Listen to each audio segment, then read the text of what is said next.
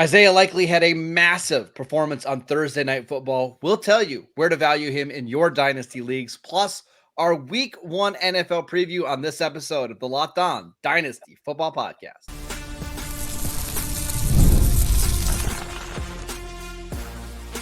You are Locked On Dynasty Football, part of the Locked On Podcast Network. Your team every day. Here are your hosts, Marcus Mosher and Kate Madjuk. Welcome back to the Locked On Dynasty Football Podcast, part of the Locked On Podcast Network, your team every day. We'd like to thank you for making us your first listen of the day. Today's episode is brought to you by PrizePicks. Go to prizepicks.com/LockedOnNFL and use promo code LockedOnNFL to win $50 instantly when you play $5. Welcome back. I am your host, Marcus Mosher. You can follow me on Twitter at Marcus_Mosher. Joining me today, as always, is Kate Madjuk. You can follow her on Twitter at Kate Madjuk. You can read her over at Yahoo. On today's show, we're going to preview Week 1, including the Friday night matchup between the Packers and the Eagles. We've got some commotion for you at the end of the segment or at the end of the show. But Kate, let's start by talking about Thursday Night Football. A lot of big storylines, but none bigger than Isaiah Likely. What did you think of his performance? I was screaming. You guys probably heard me from your houses. I'm so excited. If you guys didn't tune in to yesterday's episode, I just suggest going back and watching, because we did our very best to predict the headlines of Thursday Night Football. Like what are the headlines going to be coming out of this Week 1 matchup? And I got to say, Marcus, humble brag, we kind of nailed it.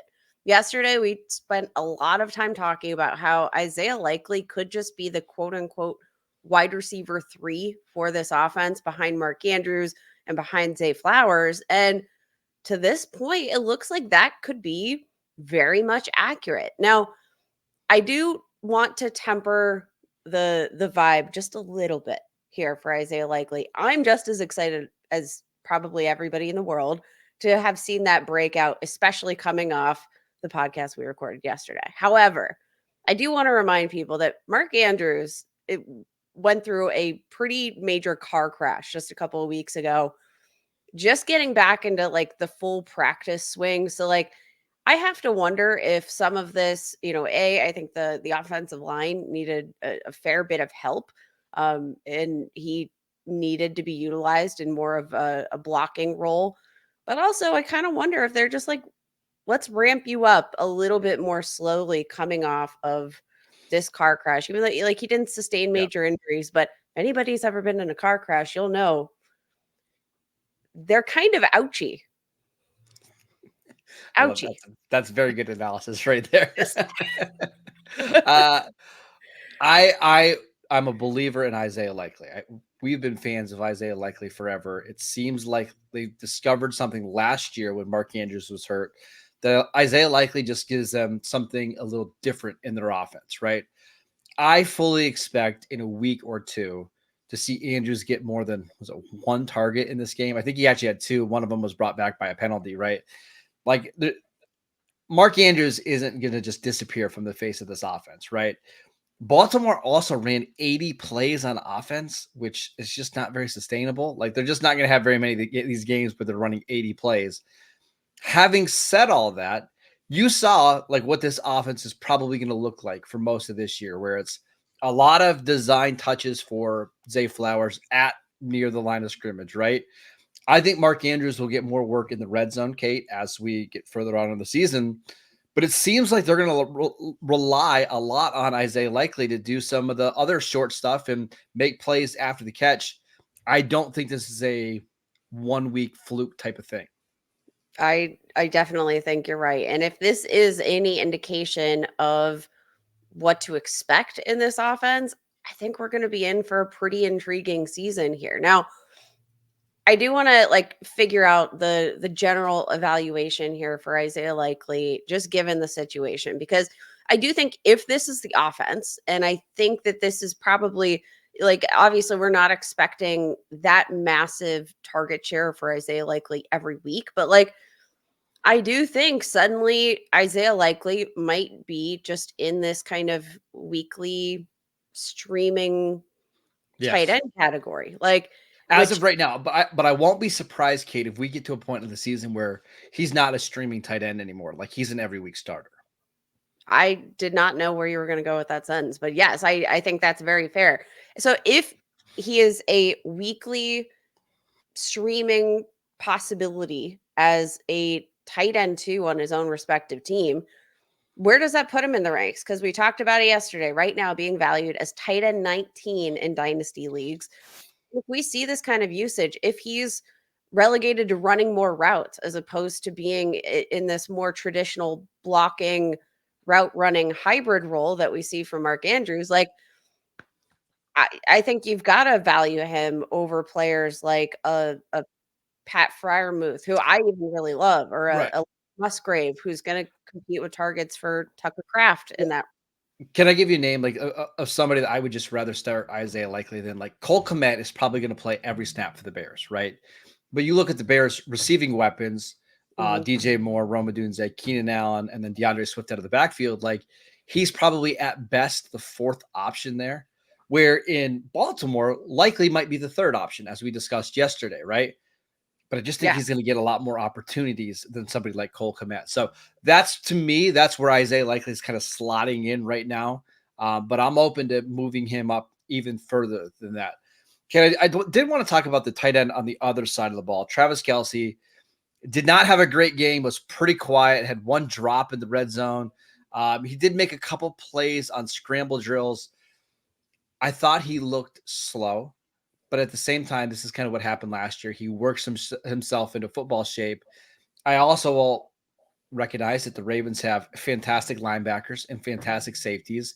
And this is probably going to be the toughest matchup that Travis Kelce has all season long. But this isn't last year where the Chiefs had no wide receivers. Remember you and I like looking at Rashee Rice's snap counts like in week 5 and week 6 and wondering when he's going to get over 50% of the snaps on offense. That's not the case anymore. They have I want to say number one receiver, but a go-to receiver in Rashee Rice. They have Xavier Worthy who can create big plays. And oh, by the way, Hollywood Brown's going to be coming back in the next couple of weeks. I do wonder, like, if we're going to see more of these type of games from Travis Kelce this season. Yeah, Travis Kelce, and just in general, like did technically lead the team in routes run. 28 routes run. Rashee Rice came right in at 26.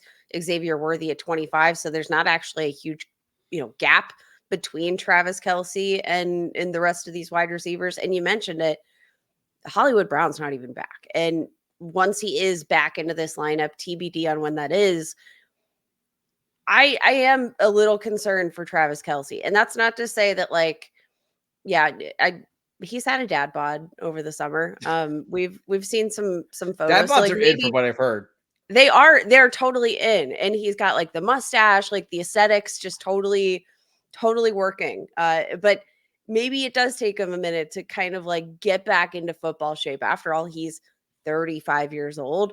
Like it's something to monitor in terms of like maybe he picks up some speed, etc. But I do think seeing the way that this team spread the ball around, seeing the different packages and different ways that they utilized Xavier Worthy, like it does just open your mind to the fact that like maybe there's a world where this offense doesn't just run through Travis Kelce. And that's been kind of our concern all offseason.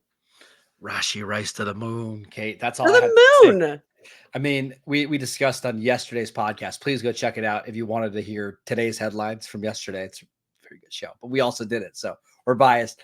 We thought Rashee Rice could potentially catch 100 passes this year.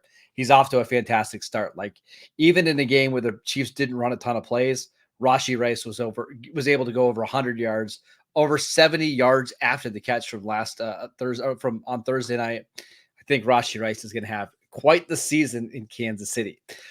All right, Kate, let's talk about week 1 because we have 15 other fantastic games, including a Friday night game between the Packers and the Eagles, which we will break down next.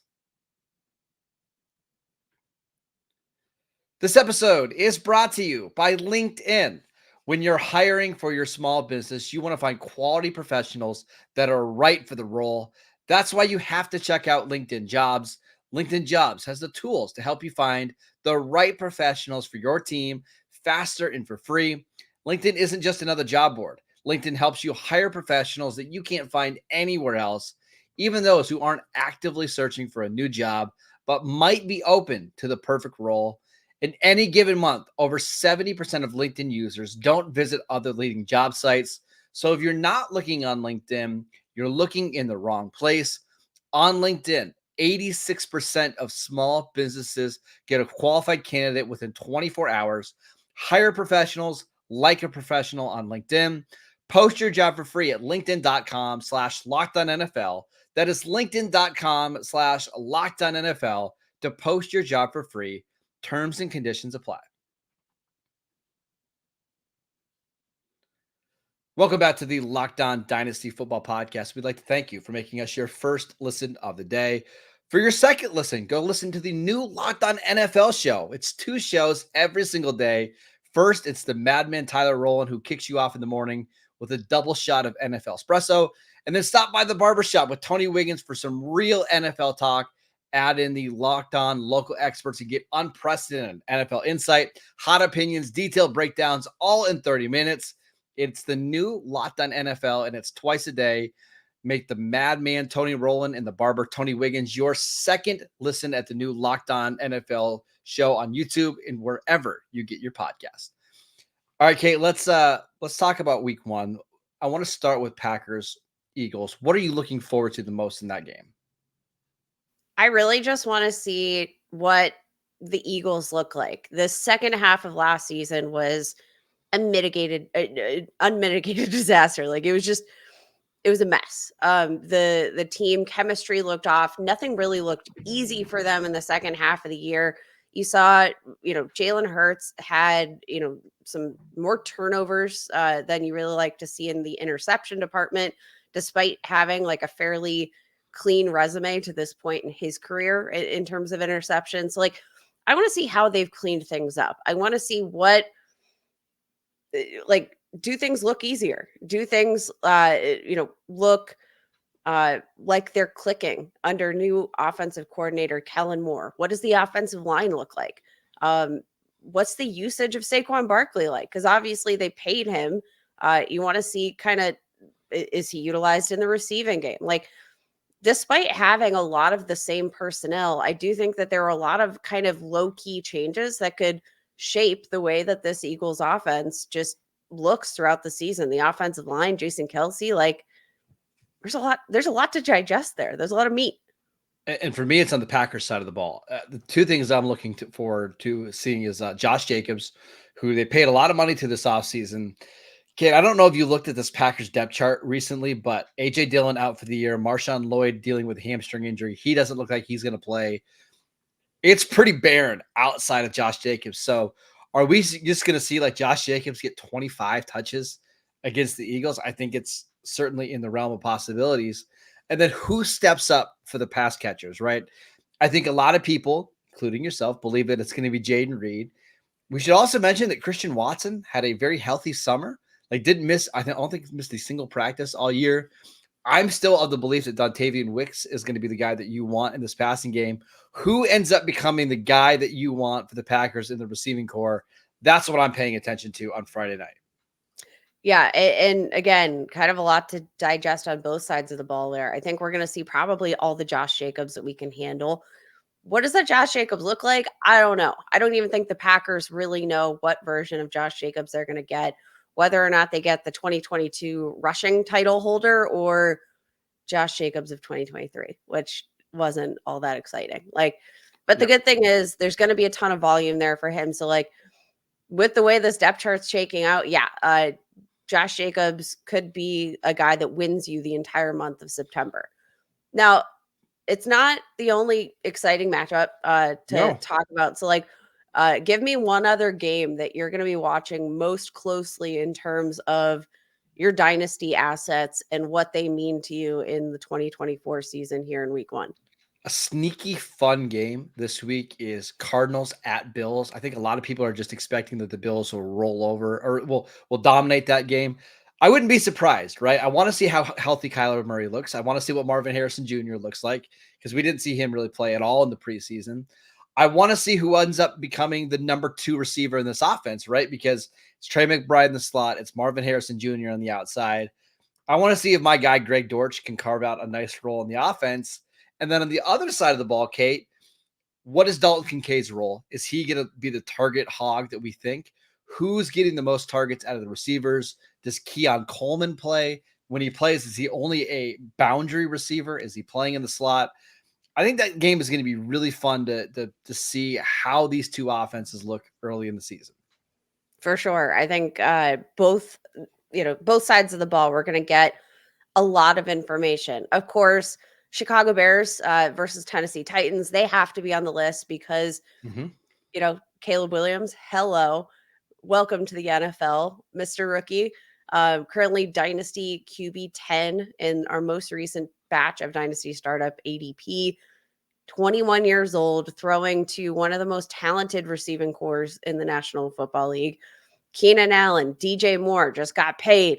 Rookie Rome Odunze, who is my wide receiver 2 in this class. Like, this is an offense that might be posting a lot of fantasy points.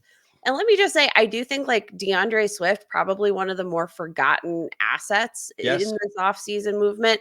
Currently RB20 in Dynasty Startup ADP. He's 25 years old.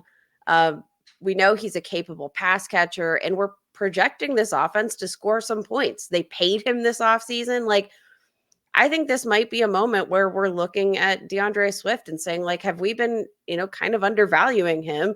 He's younger than Ramondre Stevenson, which is kind of insane. Like, doesn't have a ton of carries. Like, obviously missed some time due to injuries throughout his career so far. But like, generally speaking, when you're looking at a 25-year-old running back, he doesn't have as many miles on the tires as you might think. And I just want to mention 2 receivers, right? Garrett Wilson, Drake London, both receivers who were picked high in the 2022 draft. Both have had nice starts to their careers, right? But each of these receivers is dealing now with a quarterback who's coming off a torn Achilles, right, in week 1. I want to see how it looks for the Falcons and for the Jets, right? Is Kirk Cousins able to get Drake London the ball? Is he able to target him 8 to 10 times like we're hoping against the Steelers? Likely going to see Joey Porter Jr. for Drake London. And then for the Jets, what does Aaron Rodgers look like at this stage of his career? Is he completely washed? Does he still have it a little bit? What's Garrett Wilson's role in this offense going to be? Is he playing in the slot? Is he playing outside? Is he getting red zone targets? We're both very high on London and Garrett Wilson, but at some point, these 2 receivers need to start producing wide receiver 1 numbers. And if it doesn't happen in week 1, I think you're going to see a lot of people start to get worried that maybe it will never happen. Yeah, I think all of those are very fair concerns. And I'm just going to say, Marcus, this is a really, really fun week 1 slate. There is so much to watch. Rams Lions, obviously filled with fantasy superstars. We're going to be watching, of course, Blake Corum, Kyron Williams, how these 2 interact in the lineups. Do they ride the hot hand? Miami Dolphins, you've got to watch their backfield. Like, there is so much to watch in week 1 that is going to be Zeke Elliott. No. Dynasty RB1. Come on. I'm kidding. I'm kidding. But that's how you bring down the vibe real quick. Just mention Zeke's name, right? Whatever. But you're right. Like, that's fine. We're gonna learn so much in week 1, and I think Miami is a perfect example, right? We really don't know who that number 3 receiver is going to be for the Dolphins this year. Maybe it's just Devon Achane, right? Like, maybe he just becomes the 3rd receiver in some ways, right? They use him in screen game, bubble screens, all that kind of stuff. I'm fascinated by Miami. I cannot wait to see that game against the Jags on Sunday. I absolutely agree. All right. Let's do our favorite segment of the week, which we haven't done in, months now. It's promotion commotion, players that you need to promote from your bench or even the waiver wire into your starting lineups in week 1. We've got some really good names for you that we will get to next. This episode is brought to you by PrizePicks. PrizePicks is America's #1 daily fantasy sports app with over 5 million active members. PrizePicks is the easiest and most exciting way to play daily fantasy sports. Unlike on other apps, all you have to do in PrizePicks is pick more or less than on 2 to 6 player stat projections and watch the winnings roll in. I love PrizePicks because it's just you against the numbers. You can now win up to 100 times your money on PrizePicks with as little as 4 correct picks. PrizePicks is the best way to get action on sports in most states, including California, Texas, and Georgia. Download the PrizePicks app today and use promo code LOCKEDONNFL and get $50 instantly when you play $5. That is promo code LOCKEDONNFL, all one word, on PrizePicks to get $50 instantly when you play $5. You don't even need to win to receive the $50 bonus. It's guaranteed. PrizePicks, run your game. Welcome back to the Locked On Dynasty Football Podcast. Every day on Monday's show, we're going to break down all of the action from a wild week 1. I can't wait. It's going to be so much fun. But Kate, let's do some commotion. Players you're promoting from your bench into your starting lineups in week 1. These tend to be some names that make you feel a little bit gross, but are going to help you win your league. Who do you got? Okay, I'm going all in on Ray Davis this week, rookie for the Buffalo Bills, who solidified his stance as the RB2 in the offense. Now, usually you don't love this whole idea of like rolling out your team's RB2, but especially when Josh Allen is effectively your second leading rusher in the offense. But I love the matchup against the Arizona Cardinals. I don't think they're going to get steamrolled by the Buffalo Bills, but I could picture this being a matchup where they're just looking to take full advantage of them on the ground, beat up against that defensive line. And I think right from the get, Ray Davis is probably their certified goal line running back.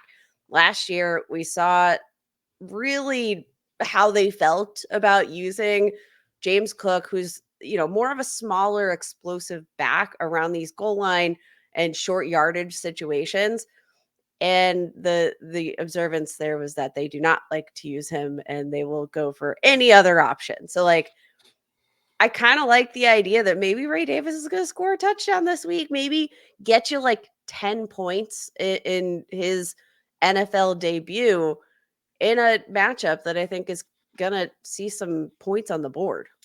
I love Ray Davis. This one always makes me feel very happy whenever he gets mentioned on the show. Kate, I'm going deep already in week 1. Maybe you've had some injuries. Maybe you've got some guys that are holding out. I'm going with Andre Yoshevach for the Cincinnati Bengals. Now, we should mention a couple things here. T. Higgins was limited yesterday with a hamstring injury. Did not practice on Friday. You usually don't want to see your receivers go from full practice to limited to no practice. Zach Taylor says, we'll see on the status of T. Higgins. Jamar Chase said, we'll see if he's able to play on Sunday. He said he would be willing to play on Sunday without a new deal, but the Bengals are also going to be very careful not to overwork him. Andre Yoshevach has won the third receiver job for the Bengals. He's going to be their primary slot receiver. I was reading an article on The Athletic yesterday where their beat reporter said that Jermaine Burton is probably going to be a healthy scratch for most of this year until he figures out basically how to stay awake in meetings, was what he said, right? Charlie Jones is going to be the fourth receiver. Yoshevach is a fantastic athlete who played at the back end of last year. And have I got the starting slot receiver for the Bengals playing with a healthy Joe Burrow as of now against the Patriots? I'm kind of in. I kind of love this pick, and it again doesn't feel like you're not gonna feel good about any of these guys slotting them into your lineups. But if you're telling me, can I add something really quickly? As we're recording this podcast, this is exactly what Jamar Chase said. If I play, I'll be limited if I can get on the field. If I play, I will be limited. So if T. Higgins doesn't play and Jamar Chase is limited, I mean, we might just see Yoshevach like run every single route that's available in this game.